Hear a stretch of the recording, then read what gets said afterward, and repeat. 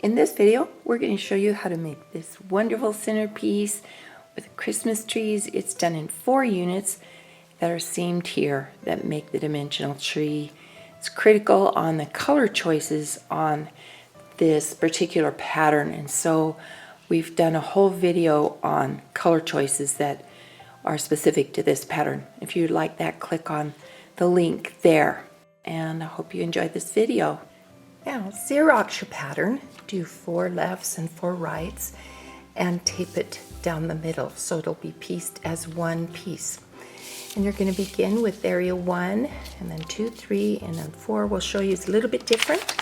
So you're going to place area number 1 right side away so that all of area 1's covered.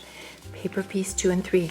Watch our other videos on how this is done, but very simply, all your fabric goes on this unprinted side. All your sewing is done with the printed side up, and you're going to put them on in the order that they're numbered. Cut a piece of fabric larger than the next area you're going to cover. Place it so it's past the seam line, so the bulk of the fabric is opposite where you're covering. Turn it over and sew the whole seam. Cut the extra out of the seam, fold it back, and then it covers the next piece. Now, the interesting one is this 1, 2, 3, 4, and it's pieced so that all of the 4s are covered and the 2 sides of the tree are faced with this fabric number 4. So when I cut it long enough to do the tree branches up here and wide enough to do the tree branches here. It's about 19 inches by 19, and you're going to place it right side down so the bulk is opposite area 4.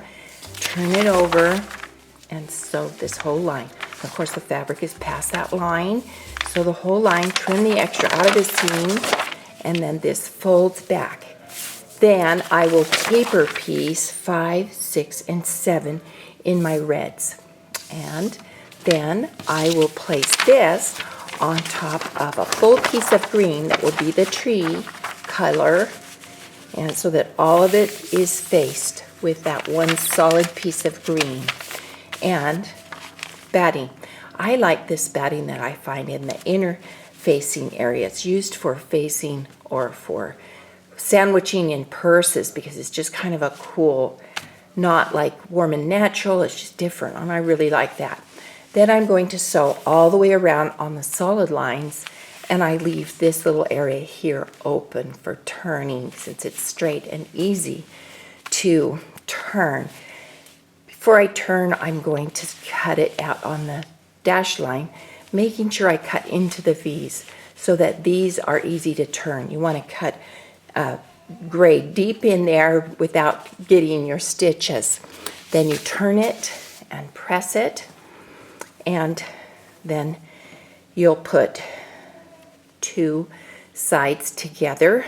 Use your paper pattern to mark this line and sew it, and then it will open up and become the tree. And then we'll show you how to finish this.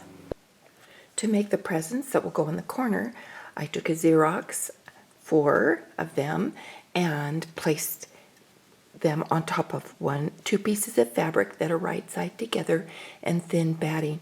I fussy cut them. That means I just placed them where I wanted this little poinsettia in the middle. Then I sewed on the outside solder line, cut on the dash line, clip 1 layer of fabric wide enough so that you can turn it right side out through that hole, whip stitch it, press it so that's nice and square. Then I'm going to wrap it. Make sure like the part you're going to stitch is on the back so it doesn't show, and I can wrap it twice.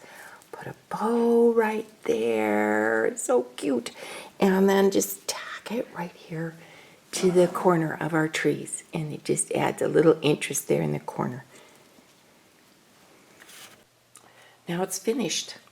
A couple of other things. I used a ribbon that had the wire edges just so that I could get some fun shaping in this ribbon that's kind of critical in the design. I used gold throughout. There's gold in the background fabric, and I just wanted to continue with that theme. The presents are wrapped just the same as I would wrap a present, a regular present. This is all one ribbon that I crossed in the back, brought up.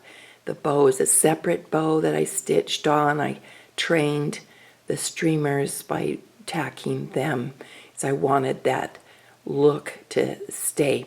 Now on the beads, I would use one thread to go across maybe this part, another thread, and I went through each bead 3 times. And the reason being is I want this to be a family heirloom, and who knows, in 50 years they can't find that bead to match and one falls off. And I just want it to be really sturdy, so I'd 3 times go through that bead, underneath come up, do another bead, and actually this didn't take very long. And you can decorate it however you want to decorate it, but keep in mind that the theme of the design is the shape of the tree. And so if I experimented, I put beads along the bottom here, and all of a sudden the tree disappeared. The shape was gone. I just saw beads. So that's another design feature you want to be aware of, and I think you'll have fun with this. It's a $2 download on our website, and I hope you enjoy this.